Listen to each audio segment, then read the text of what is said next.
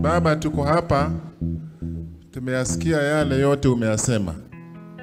We are very happy to hear the history of 60 years since independence. Most of us were not there, even they were not born, even ourselves. It is good that God has kept you alive to be able to tell us the history of what happened even before independence. This is the right time to listen to Baba. Baba has been in the struggle for many years.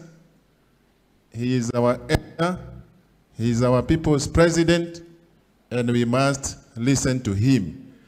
Our work right now is to pick from what he has left, to continue with the determination, with our effort ahead, and join hands to make people proud, like the way Baba has made us proud.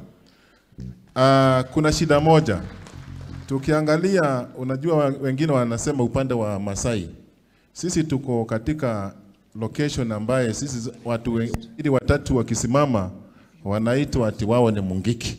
Sasa nauliza, vijana hawa wote ambao wamekosa kazi, wakikosa kazi ni shida yao? Ni shida yenu? Mkikosa help ni shida yenu? Sasa kazi yetu ni kuangalia mbele na kusimama imara, kufuata amri ya Baba na kusimama kabisa.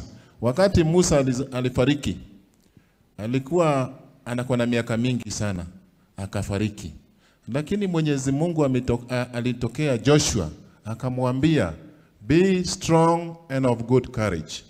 Be strong and of, because you are the people who are going to lead the nation into the promised land. Sasa nataka niwaambie, mawaidha tumepewa na Baba, tumepewa na viongozi wote. Sasa ni wakati wetu kusaidia hii kazi mpaka tufaulu. May God bless you. Asante sana.